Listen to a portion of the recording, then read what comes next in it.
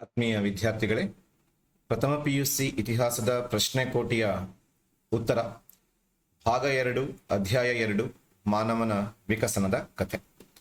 ಮೊದಲಿಗೆ MCQ ಪ್ರಶ್ನೆಗಳು. ಅದರಲ್ಲಿ ಮೊದಲನೆಯ ಪ್ರಶ್ನೆ, ಹೋಮೋ ಪದದ ಅರ್ಥವೇನು? ಪ್ರೊಟೋಜೋವಾ, ಸಸ್ತನಿ, ನಿಯಾಂಡರ್, ಮಾನವ. ಸರಿಯಾದಂತಹ ಉತ್ತರ ಮಾನವ. ಭೂಮಿ ಉಗಮಿಸಿದ್ದು ಯಾವಾಗ ಅಂತ ಪ್ರಶ್ನೆ. 4.5 ಬಿಲಿಯನ್ ವರ್ಷಗಳ ಪೂರ್ವದಲ್ಲಿ, 500 ಮಿಲಿಯನ್ ವರ್ಷಗಳ ಪೂರ್ವದಲ್ಲಿ, 700 ಮಿಲಿಯನ್ ವರ್ಷಗಳ ಪೂರ್ವದಲ್ಲಿ, 400 ಮಿಲಿಯನ್ ವರ್ಷಗಳ ಪೂರ್ವದಲ್ಲಿ. ಸರಿಯಾದಂತಹ ಉತ್ತರ 4.5 ಬಿಲಿಯನ್ ವರ್ಷಗಳ ಪೂರ್ವದಲ್ಲಿ. ಶಿಲೆಗಳಿಂದ ಆಯುಧಗಳನ್ನು ತಯಾರಿಸಿದ ಪ್ರಥಮ ಮಾನವ ಪ್ರಜಾತಿ ಯಾವುದು ಅಂತ ಕೇಳಿದ್ದಾರೆ. ಹೋಮೋ ಹೆಬಿಲಸ್, ಆ ನಂತರದಲ್ಲಿ ಹೋಮೋ ಎರೆಕ್ಟಸ್, ಆಸ್ಟ್ರಲೋಪಿಥಿಕಸ್, ನಿಯಾಂಡರ್. ಸರಿಯಾದಂತಹ ಉತ್ತರ ಹೋಮೋ ಹೆಬಿಲಸ್, ಶಿಲೆಗಳಿಂದ ಆಯುಧಗಳನ್ನು ತಯಾರಿಸಿದಂತಹ ಮೊದಲ ಮಾನವ ಪ್ರಜಾತಿ. ಬಿಟ್ಟ ಸ್ಥಳವನ್ನು ತುಂಬಬೇಕು. ಇಲ್ಲಿ ಉತ್ತರಗಳನ್ನ ಕೊಟ್ಟಿದ್ದಾರೆ, ಯಾವುದು ಅಂತ ಆಯ್ಕೆ ಮಾಡ್ಕೋಬೇಕು. ಜೀವಿಗಳು ವಿಕಸನಗೊಂಡಂತಹ ಗ್ರಹ. ನಮಗೆಲ್ಲ ಗೊತ್ತಿರೋ ಹಾಗೆ ಜೀವಿ ವಿಕಸನಗೊಂಡಿದ್ದು ಭೂಮಿಯಲ್ಲಿ. ಗುಹೆಗಳನ್ನು ಆಶ್ರಯಿಸಿದ ಮೊದಲ ಮಾನವ ಯಾರು ಅಂತ ಕೇಳಿದ್ರೆ ಅದು ನಿಯಾಂಡರ್ ಮಾನವ. ಅವನಿಗೆ ಬಿರುದೇ ಇತ್ತು ಗುಹಾ ಮಾನವ ಅಂತ ಹೇಳಿ. ನೆಕ್ಸ್ಟ್ ಹೊಂದಿಸಿ ಬರೆಯಿರಿ. ಚಾರ್ಲ್ಸ್ ಡಾರ್ವಿನ್ ಕೊಟ್ಟಿದ್ದಾರೆ ಎ ಪಟ್ಟಿಯಲ್ಲಿ. ನಿಯಾಂಡರ್ ಮಾನವ, ಹೋಮೋ ಎರೆಕ್ಟಸ್, ಈ ಕಡೆ ಗುಹಾ ಮಾನವ, ನೇರ ಅಂಗವಿನ್ಯಾಸ, the origin of the species ಕೊಟ್ಟಿದ್ದಾರೆ. So Charles Darwin, the origin of the species. ನಿಯಾಂಡರ್ ಮಾನವ ಆಗಲೇ ನೋಡಿದೀವಿ, ಗುಹಾ ಮಾನವ, ಹೋಮೋ ಎರೆಕ್ಟಸ್, ನೇರ ಅಂಗವಿನ್ಯಾಸ. ಮುಂದಿನ ಒಂದು ಪ್ರಶ್ನೆಗಳ ಕಡೆಗೆ ಬಂದ್ರೆ, ಒಂದಂಕದ ಪ್ರಶ್ನೆಗಳು. ಹ್ಯೂಮನ್ ಪದವು ಯಾವ ಭಾಷೆಯಿಂದ ಬಂದಿದೆ ಅಂತ ಕೇಳಿದ್ದಾರೆ. ಹ್ಯೂಮನ್ ಪದವು ಲ್ಯಾಟಿನ್ ಭಾಷೆಯಿಂದ ಬಂದಿದೆ ಅಂತ ನೋಡ್ತೀವಿ. ಹೋಮೋ ಪದದ ಅರ್ಥ ಏನು ಆಲ್ರೆಡಿ ನೋಡಿದೀವಿ, ಮಾನವ. ಸಸ್ತನಿಗಳು ಯಾವಾಗ ವಿಕಾಸಗೊಂಡವು? 200 ಮಿಲಿಯನ್ ವರ್ಷಗಳ ಹಿಂದೆ.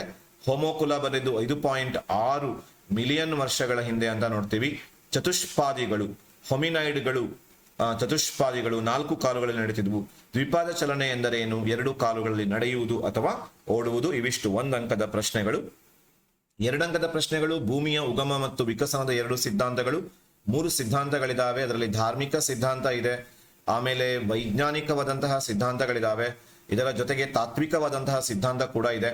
ವೈಜ್ಞಾನಿಕ ಸಿದ್ಧಾಂತದಲ್ಲಿ ಬೇಕಾದ್ರೆ ನೀವು ಬರೀಬಹುದು, ಸ್ಥಿರ ಭೂಮಿ ಸಿದ್ಧಾಂತ ಬರೀಬಹುದು, ಅಥವಾ ಮಿಡಿತ ಸಿದ್ಧಾಂತವನ್ನ ಕೂಡ ಬರೀಬಹುದು, ಅಥವಾ ಇನ್ನೂ ಒಂದು ಬಹಳ ಪ್ರಖ್ಯಾತವಾದಂತಹ ಮಹಾಸ್ಫೋಟ ಸಿದ್ಧಾಂತ. ಮಹಾಸ್ಫೋಟ ಸಿದ್ಧಾಂತವನ್ನ ಕೂಡ ನೀವೇನ್ ಮಾಡಬಹುದು ಹೇಳಿ ಇದರಲ್ಲಿ ಬರೀಲಿಕ್ಕೆ ಸಾಧ್ಯತೆ ಇದೆ. ಇಲ್ಲದನ್ನ ಒಂಚೂರು ನೋಡ್ಬಿಟ್ಟು ಮಹಾಸ್ಫೋಟ ಸಿದ್ಧಾಂತವನ್ನ ಕೂಡ ನೀವು ಬರೀಲಿಕ್ಕೆ ಅವಕಾಶ ಇದೆ. ಇನ್ನು ಜೀವದ ಉದಯಕ್ಕೆ ಕಾರಣವಾದ 2 ರಾಸಾಯನಿಕಗಳು, ಜಲಜನಕ ಮತ್ತು ಇಂಗಾಲ, ಹೈಡ್ರೋಜನ್ ಮತ್ತು ಕಾರ್ಬನ್. ಚಾರ್ಲ್ಸ್ ಡಾರ್ವಿನ್ ಪ್ರಸ್ತಾಪಿಸಿದ 2 ಸಿದ್ಧಾಂತಗಳು. ತನ್ನ the origin of the species ನಲ್ಲಿ ಅವನು 2 ಸಿದ್ಧಾಂತವನ್ನ ಹೇಳ್ತಾನೆ. ಒಂದು ನೈಸರ್ಗಿಕವಾದಂತಹ ಆಯ್ಕೆಯ ಸಿದ್ಧಾಂತ, ಇನ್ನೊಂದು ಪ್ರಬಲರು ಬದುಕಿ ಉಳಿಯುವಂತಹ ಸಿದ್ಧಾಂತ. ಮೇಲು ಕುಟುಂಬ ಹೊಮಿನಾಯಿಡೆ, ಇಲ್ಲಿ ಹೊಮಿನಾಯಿಕೆ ಆಗಿದೆ, ಹೊಮಿನಾಯಿಡೆಯ 2 ವಿಭಾಗಗಳು. ಹೊಮಿನಾಯಿಡೆ 2 ಭಾಗ ಆಗುತ್ತೆ. ಒಂದು ಹೊಮಿನಿಡೆ ಹಾಗೂ ಇನ್ನೊಂದು ಯಾವುದು ಅಂತ ಕೇಳಿದ್ರೆ ಹೈಲೋಬಟಿಡೆ ಅನ್ನುವ 2 ಭಾಗಗಳಾಗಿ ಒಡೆದೋಗುತ್ತೆ ಅದು ಅಂತ ನೋಡ್ತೀವಿ. ಹೊಮಿನಿಡೆ ಮತ್ತು ಹೈಲೋಬಟಿಡೆ. ಯಾವ 2 ಪ್ರಾಣಿಗಳು ಮಾನವನ ಹತ್ತಿರದ ಸಂಬಂಧಿಗಳೆಂದು ಪರಿಗಣಿಸಲಾಗಿದೆ ಅನ್ನೋ ಪ್ರಶ್ನೆ ಇದೆ. ಚಿಂಪಾಂಜಿ ಮತ್ತು ಬೋನ್ಬೋಗಳನ್ನ ಮಾನವನ ಹತ್ತಿರದ ಸಂಬಂಧಿಗಳು ಅಂತ ಪರಿಗಣಿಸ್ತಾರೆ. ತುಂಬಾ ಮಹತ್ವದ ಪ್ರಶ್ನೆ ಇದು. ಮಾನವನ ಉಗಮ ಸ್ಥಳದ ಬಗ್ಗೆ ಇರುವ 2 ಸಿದ್ಧಾಂತಗಳು, ಒಂದು ಆಫ್ರಿಕಾ ಮೂಲ ಸಿದ್ಧಾಂತ ಅಥವಾ ಸ್ಥಳಾಂತರ ಸಿದ್ಧಾಂತ, ಇನ್ನೊಂದು ಪ್ರಾದೇಶಿಕ ಮುಂದುವರಿಕೆ ಸಿದ್ಧಾಂತ. ಇವಿಷ್ಟು 2 ಅಂಕದ ಪ್ರಶ್ನೆಗಳು. ಇನ್ನು 15ರಿಂದ 20 ವಾಕ್ಯಗಳಲ್ಲಿ ಉತ್ತರಿಸುವ 2 ಪ್ರಶ್ನೆಗಳಿವೆ. ಭೂಮಿಯ ಮೇಲ್ಮೈ ಹೇಗೆ ರಚನೆಯಾಗಿತ್ತು? ಭೂಮಿಯ ಮೇಲೆ ಅಲ್ಲ, ಇಲ್ಲಿ ಭೂಮಿಯ ಮೇಲ್ಮೈ ಹೇಗೆ ರಚನೆಯಾಯಿತು ಅಂತ ಕೇಳ್ತಾರೆ. ಆರಂಭದಲ್ಲಿ ನಾವು ಬರೀಬೇಕು, ಭೂಮಿ ಸೌರವ್ಯೂಹದ ಒಂದು ಗ್ರಹ ಆಗಿತ್ತು, ಜೀವಿಗಳಿರುವಂತಹ ಏಕೈಕ ಗ್ರಹ. 4.5 ಮಿಲಿಯನ್ ವರ್ಷಗಳ ಹಿಂದೆ ಉಗಮವಾಯಿತು. 4.5 ಮಿಲಿಯನ್ ಅಲ್ಲ, 4.5 ಬಿಲಿಯನ್ ವರ್ಷಗಳ ಹಿಂದೆ ಉಗಮವಾಯಿತು. ಆರಂಭದಲ್ಲಿ ಅತಿಯಾದ ಉಷ್ಣತೆಯಿಂದಾಗಿ ಕರಗಿದ ಬಂಡೆಗಳ ಉರಿಯುವ ಗೋಳಾಗಿತ್ತು. ಜ್ವಾಲಾಮುಖಿ ಸ್ಫೋಟ ನಡೀತಿತ್ತು. ಆಮೇಲೆ ಧೂಮಕೇತುಗಳು ಅಪ್ಪಳಿಸ್ತಾ ಇದ್ವು, ಉಲ್ಕೆಗಳು ಅಪ್ಪಳಿಸ್ತಾ ಇತ್ತು. ಒಂದು ಪ್ರಬಲವಾದ ಅಪ್ಪಳಿಸುವಿಕೆಯಿಂದ ಭೂಮಿ ಓರೆಯಾಯಿತು, ಭೂಮಿಯ ಕಕ್ಷೆ ನಿರ್ಮಾಣ ಆಯಿತು, ಚಂದ್ರನ ಉಗಮ ಆಯಿತು. ಇವೆರಡು ಆರಂಭಿಕ ವಾತಾವರಣ ನಿರ್ಮಿಸಿತು. ಕ್ರಮೇಣ ಭೂಮಿ ತಂಪಾಗ್ತಾ ಬಂತು, ಜ್ವಾಲಾಮುಖಿಗಳ ಸ್ಫೋಟ ಕಡಿಮೆ ಆಯಿತು, ಅದರ ಮೇಲ್ಮೈ ಗಟ್ಟಿ ಆಯಿತು. ಅದನ್ನೇ ನಾವು ಭೂಮಿಯ ಮೇಲ್ಮೈ ಅಥವಾ ಕ್ರಸ್ಟ್ ಅಂತ ಕರಿತೀವಿ. ಇದು ಈ ಪ್ರಶ್ನೆಗೆ ಉತ್ತರ. ಇನ್ನೊಂದು ಪ್ರಶ್ನೆ, ಮಾನವನ ಉಗಮಕ್ಕೆ ಸಂಬಂಧಿಸಿದಂತಹ ಸ್ಥಳಗಳ ಕುರಿತು ಚರ್ಚಿಸಿ ಅಂತ 2 ವಾದಗಳಿದಾವೆ. ಆಫ್ರಿಕಾ ಉಗಮ ಸಿದ್ಧಾಂತ, ಅದಕ್ಕೆ ಇನ್ನೂ ಒಂದು ಹೆಸರಿದೆ, ಸ್ಥಳಾಂತರ ಸಿದ್ಧಾಂತ ಅಂತ ಹೇಳಿ. ಆಫ್ರಿಕಾದ ಉಷ್ಣವಲದ ವಾಯುಗುಣ ಮಾನವನ ಬೆಳವಣಿಗೆಗೆ ವಿಕಾಸಕ್ಕೆ ಅನುಕೂಲಕರವಾಗಿತ್ತು. ಅಲ್ಲಿ ಉಗಮ ಹೊಂದಿದಂತಹ ಮಾನವ ಕ್ರಮೇಣ ಬೇರೆ ಬೇರೆ ಸ್ಥಳಗಳಿಗೆ ಸ್ಥಳಾಂತರಗೊಂಡ. ಅಲ್ಲಿನ ತತ್ಪೂರ್ವಜ ಪ್ರಜಾತಿಗಳನ್ನ ಏನ್ ಮಾಡ್ದ, ನಾಶಗೊಳಿಸಿ ಆತ ವಿಕಾಸಗೊಂಡ ಅಂತ ಹೇಳ್ತಾರೆ. ಹಾಗೂ ಪ್ರಾಚೀನ ಮಾನವನ ಅವಶೇಷಗಳು ಮತ್ತೆ ಪ್ರಾಚೀನ ಮಾನವನಿಗೆ ಸಂಬಂಧಪಟ್ಟಂತಹ ಅನೇಕ ಸಂಶೋಧನೆಗಳು ಆಫ್ರಿಕಾದಲ್ಲಿ ಆಗಿರೋದ್ರಿಂದ ಆಫ್ರಿಕಾ ಮೂಲ ಸಿದ್ಧಾಂತಕ್ಕೆ ಹೆಚ್ಚು ಬಲ ಬಂದಿದೆ ಅಂತ ಹೇಳ್ಬೋದು.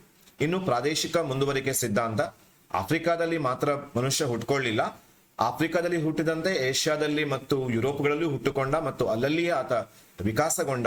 ಮಾನವನ ದೈಹಿಕ ರಚನೆಯಲ್ಲಿನ ವ್ಯತ್ಯಾಸ ಹಾಗೂ ಜನಸಂಖ್ಯೆಯಲ್ಲಿನ ವ್ಯತ್ಯಾಸ ಇವುಗಳು ಈ ವಾದಕ್ಕೆ ಸಮರ್ಥನೆಯನ್ನ ನೀಡುತ್ತೆ. ಇನ್ನು 10 ಅಂಕದ ಪ್ರಶ್ನೆ, ಮಾನವನ ವಿಕಾಸಕ್ಕೆ ಕಾರಣವಾದ ಪ್ರಮುಖ ಅಂಶ. ಅದರಲ್ಲಿ ತುಂಬಾ ಮಹತ್ವದ್ದು ವಾತಾವರಣದಲ್ಲಿ ಬದಲಾವಣೆ, ವಿಶೇಷವಾಗಿ ವಾತಾವರಣಕ್ಕೆ ಯಾವ ಜೀವಿಗಳು ಹೊಂದಿಕೊಂಡವೋ ಅವು ಉಳಿದವು, ಯಾವುದು ಹೊಂದಿಕೊಳ್ಳಲಿಲ್ಲವೋ ಅವು ಅಳಿದವು. For example dinosaurs. ಇನ್ನು ಮೆದುಳಿನ ಗಾತ್ರದ ವೃದ್ಧಿಯಿಂದ ಯೋಜಿತ ಬೇಟೆ ಸಾಧ್ಯ ಆಯಿತು, ಕೃಷಿ ಸಾಧ್ಯ ಆಯಿತು, ಆಯುಧಗಳ ತಯಾರಿಕೆ ಸಾಧ್ಯ ಆಯಿತು ಅಂತ ನೋಡ್ತೀವಿ. ಆಹಾರ ಮತ್ತು ಆಶ್ರಯ ತಾಣಗಳು, ಆರಂಭದಲ್ಲಿ ಬೀಜ, ಕಾಯಿ, ಗಡ್ಡೆಗೆಣಸುಗಳು ಆಶ್ರಯ, ಆಮೇಲೆ ಮಾಂಸಾಹಾರ, ಆಮೇಲೆ ಬೇಟೆಗಾರಿಕೆ, ಮೀನುಗಾರಿಕೆಯಿಂದ ಆಹಾರ ಪಡ್ಕೊಂಡಿದ್ದು, ಆಮೇಲೆ ಕೃಷಿ ಮಾಡಿದ್ದು. ಇನ್ನು ಆರಂಭದಲ್ಲಿ ಮರ ಆಶ್ರಯ ತಾಣ, ಆಮೇಲೆ ಗುಹೆ ಮತ್ತೆ ವಿಸ್ತರಿಸಿದ ಬಂಡೆ, ಕೊನೆಯಲ್ಲಿ ಆತ ಮನೆಯನ್ನ ಕೂಡ ಕಟ್ಕೋತಾನೆ. ಪೋಲ್ನಾ ಬೋರ್ನಾ ಡಾಲ್ಮೆನ್ ಅನ್ನುವಲ್ಲಿ ಆತ ಮನೆಯನ್ನ ಕಟ್ಕೋತಾನೆ ಐರ್ಲೆಂಡ್ ದೇಶದಲ್ಲಿ ಅಂತ ನೋಡ್ತೀವಿ. ಇನ್ನು ಆಯುಧಗಳ ತಯಾರಿಕೆ, ಅಸ್ಟ್ರಲೋಪಿಥಿಕಸ್ ನಿಸರ್ಗದಲ್ಲಿ ಸಿಗುವ ಕಲ್ಲನ್ನು ಆಯುಧವಾಗಿ ಬಳಸ್ತಾನೆ, ಆದರೆ ಹೋಮೋ ಹೆವಿಲಸ್ ಆ ಕಲ್ಲನ್ನ ಆಯುಧವಾಗಿ ಮಾರ್ಪಡಿಸಿದಂತಹ ಮೊದಲ ಮಾನವ ಪ್ರಜಾತಿಯಾಗಿದ್ದಾನೆ. ಕಲ್ಲಿನ ಆಯುಧಗಳನ್ನ ಆಧರಿಸಿ ಹಳೆಯ ಶಿಲಾಯುಗ, ಮಧ್ಯಶಿಲಾಯುಗ ಮತ್ತೆ ಹೊಸ ಶಿಲಾಯುಗಗಳು ಆರಂಭ ಆಗಿದೆ. ಆಫ್ರಿಕಾದ ಇಥಿಯೋಪಿಯಾದಲ್ಲಿ ಓಲ್ಡ್ವಾನ್ ಆಯುಧಗಳು ಅತ್ಯಂತ ಪ್ರಾಚೀನ ಆಯುಧಗಳಿಗೆ ಉದಾಹರಣೆಯಾಗಿದೆ, 2.6 ಮಿಲಿಯನ್ ವರ್ಷಗಳ ಹಿಂದೆ ದೊರಕಿದ್ದು. ಇನ್ನು ಮುಂದಿನ ಅಂಶದಲ್ಲಿ ದ್ವಿಪಾದ ಚಲನೆ, 2 ಕಾಲುಗಳಲ್ಲಿ ನಡೆಯುವುದು ಅಥವಾ ಓಡುವುದು, ಇದರಿಂದ ಸೂಕ್ಷ್ಮ ಮತ್ತೆ ಮುಷ್ಟಿ ಹಿಡಿತಗಳು ಜನಪ್ರಿಯವಾದವು. ಅದರ ವಿಶೇಷವಾಗಿ ಮುಂಗಾಲುಗಳು ಕೈಗಳಾಗಿ ಬದಲಾವಣೆಯಾದವು ಅಂತ ನೋಡ್ತೀವಿ. ಕೃಷಿ ಮತ್ತು ಪಶುಪಾಲನೆ ಬಹಳ ಮುಖ್ಯವಾದಂತಹ ಅಂಶ. ಪಶುಪಾಲನೆಯಿಂದ ಮನುಷ್ಯ ಅಲೆಮಾರಿ ಆಗ್ತಾನೆ. ನಾಯಿಯನ್ನು ಮೊಟ್ಟ ಮೊದಲ ಬಾರಿಗೆ ಸಾಕಿದ ಅನ್ನೋದಾಗಿ ನಂಬಲಾಗಿದೆ. ಆಹಾರಕ್ಕಾಗಿ ಅವನು ಅಲ್ದಾಡ್ಬೇಕಾಗತ್ತೆ, ನೀರಿಗಾಗಿ ಅಲ್ದಾಡ್ಬೇಕಾಗತ್ತೆ. ಆದ್ರೆ 13,000 ವರ್ಷಗಳ ಹಿಂದೆ ಕೃಷಿಯನ್ನ ಆತ ಆರಂಭಿಸಿದ. ವಿಶೇಷವಾಗಿ ನವಶಿಲಾಯುಗದಲ್ಲಿ ಅದೊಂದು ಕ್ರಾಂತಿಕಾರಿ ಪರಿಣಾಮವನ್ನ ಬೀರಿತು. ಕೃಷಿಯೊಂದಿಗೆ ಮಾನವ ಒಂದು ಕಡೆ ನೆಲೆಸಿದ, ಅದೇ ಮುಂದೆ ನಾಗರಿಕತೆಗೆ ಕಾರಣ ಆಯಿತು. ಇನ್ನು ಭಾಷೆ ಮುಂದಿನ ಒಂದು ಅಂಶದಲ್ಲಿ ಯೋಜಿತ ಬೇಟೆಯಾಡೋದಕ್ಕೆ ಅನೇಕ ಸಂಕೇತಗಳನ್ನ ಬಳಸ್ತಾನೆ, ಒಂದೆರಡು ಶಬ್ದಗಳನ್ನ ಉಚ್ಚರಿಸ್ತಾನೆ, ಮುಂದೆ ಆ ಶಬ್ದಗಳು ಸಂಕೇತಗಳನ್ನ ನೆನಪಿಟ್ಕೋತಾನೆ, ತರ್ಕಬದ್ಧವಾಗಿ ಅದನ್ನ ಜೋಡಿಸ್ತಾನೆ, ಮುಂದೆ ಅದು ಭಾಷೆಯ ಬೆಳವಣಿಗೆಗೆ ಕಾರಣವಾಯಿತು ಅಂತ ನೋಡ್ತೀವಿ. ಇನ್ನು ಕೊನೆಯ ಒಂದು ಅಂಶದಲ್ಲಿ ಕಲೆ, ಇದು ಮಾನವನ ವಿಕಾಸದ ಕೊನೆಯಲ್ಲಿ ಆಯಿತು. ಮಾನವ ತಾನು ಬೇಟೆಯಾಡಿದ ದೃಶ್ಯಗಳನ್ನ ಗುಹೆಗಳ ಗೋಡೆಗಳ ಮೇಲೆ, ಕಲ್ಲು ಬಂಡೆಗಳ ಮೇಲೆ ಅದನ್ನ ಕೆತ್ತುತ್ತಾನೆ. ವಿಶೇಷವಾಗಿ ಭಾರತದ ಬಿಂಬೆಟ್ಕದಲ್ಲಿ ನಾವು ಈ ಕಲೆಯ ಬೆಳವಣಿಗೆಯನ್ನು ಗಮನಿಸಬಹುದು. ಫ್ರಾನ್ಸಿನ ಲಾಸ್ಕಾಸ್ ಕಮ್ಮಲ್ಲಿ ಕೂಡ ಇದರ ಬೆಳವಣಿಗೆಯನ್ನ ಕಾಣಬಹುದು. ಮತ್ತೆ ಅವನು ಅದಕ್ಕೆ ಬಣ್ಣವನ್ನ ಕೂಡ ಕೊಡ್ತಾನೆ, ವಿಶೇಷವಾಗಿ ಎಲೆಗಳ ರಸವನ್ನ, ಪ್ರಾಣಿಗಳ ಕೊಬ್ಬನ್ನ, ಮತ್ತೆ ಇದ್ದಿಲನ್ನ ನೀರಿನಲ್ಲಿ ಕರಗಿಸಿ ಕಪ್ಪು ಬಣ್ಣವನಿಗೆ ಬಣ್ಣವನ್ನ ಕೂಡ ಕೊಡ್ತಾನೆ. ಮಾಂತ್ರಿಕ ಉದ್ದೇಶಗಳಿಗಾಗಿ ಕೂಡ ಇದನ್ನ ಬಳಸ್ತಿದ್ದ ಅನ್ನೋ ಒಂದು ನಂಬಿಕೆ ಇದೆ. ಹೀಗೆ ಈ ಎಲ್ಲ ಅಂಶಗಳಿಂದ ಮಾನವ ವಿಕಾಸಗೊಂಡು ನದಿ ತೀರದಲ್ಲಿ ನೆಲೆಸಿದ, ಮುಂದೆ ಅದು ನಾಗರಿಕತೆಗಳಿಗೆ ನಾಂದಿ ಆಯಿತು ಅಂತ ನೋಡ್ತೀವಿ.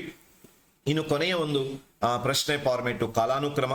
ಅನೇಕ ಘಟನೆಗಳನ್ನ ಕೊಟ್ಟಿರ್ತಾರೆ. ನಾವು ಅದರಲ್ಲಿ ಮೊದಲು ನಡೆದದ್ದು ಯಾವುದು ಅನ್ನೋದನ್ನ ಮೊದಲು ಬರೀಬೇಕು. ಇಲ್ಲಿ ಭೂಮಿಯ ಉಗಮ ಮೊದಲು, ಜೀವಿಗಳ ಉಗಮ ನಂತರ, ಮಾನವನ ಉಗಮ ಅಂತ ಏನಾದರೂ ಕೊಟ್ರೆ ಅದು ಮಾನವನ ಉಗಮ ಜೀವಿಗಳ ಉಗಮದ ನಂತರ ಆಗತ್ತೆ ಅಂತ ನಾವು ನೋಡ್ತೀವಿ. ಇವಿಷ್ಟು ಎರಡನೆಯ ಭಾಗದಲ್ಲಿ ನಾವು ನೋಡ್ಲಿಕ್ಕಿರುವಂತಹ ಅಂಶಗಳು. ಇದೇ ತರ ನಾವು ಎಲ್ಲ ಪಾಠಗಳ ಪ್ರಶ್ನೆ ಬ್ಯಾಂಕ್ ಅನ್ನ ಮುಗಿಸೋಣ. ಯಾಕೆಂದ್ರೆ ಈ ಪ್ರಶ್ನೆ ಬ್ಯಾಂಕುಗಳೇ ನಿಮ್ಗೆ ಈಗ ಆರಂಭವಾಗಿರುವಂತಹ LBA ಗಳಿಗೆ ಕೇಳ್ತಾರೆ. ಆನ್ಯುವಲ್ ಎಕ್ಸಾಮ್ಗೆ ಕೂಡ ಇದೇ ಪ್ರಶ್ನೆಗಳು ಬರುತ್ತೆ. ಹಾಗೆ ನಿಮ್ಗೆ ರಿವಿಷನ್ ಮಾಡ್ಲಿಕ್ಕೆ ಇದು ತುಂಬಾ ಸಹಾಯ ಆಗತ್ತೆ. ನಿಮ್ಮ ಸಲಹೆ ಸೂಚನೆಗಳಿಗೆ ಸದಾ ಸ್ವಾಗತ ಇದೆ. ಹಾಗಾಗಿ ಅವುಗಳನ್ನ, ನಿಮ್ಮ ಸಲಹೆ ಸ್ವಾಗತಗಳನ್ನ ಈ ಕೆಳಗೆ ನಮೂದಿಸಿರುವ ನಂಬರಿಗೆ ವಾಟ್ಸಪ್ ಮಾಡಿ ನಿಮ್ಮ ಸಲಹೆ ಸೂಚನೆಗಳನ್ನ ಕೊಡಿ, ಸಂಶಯಗಳನ್ನ ಕೇಳ್ಬೋದು. ಅತಿ ಅವಶ್ಯಕತೆ ಇದ್ರೆ ಮಾತ್ರ ಕರೆ ಮಾಡಿ, ಇಲ್ಲದ್ರೆ ವಾಟ್ಸಪ್ ನಲ್ಲಿ ನಿಮ್ಮ ಸಮಸ್ಯೆಗಳನ್ನ ಕೇಳಿ ಅಂತ ವಿನಂತಿಸ್ಕೊಳ್ತಾ ನಾವು ಈ ಎರಡನೆಯ ಭಾಗವನ್ನ ಮುಗಿಸೋಣ. ಧನ್ಯವಾದಗಳು.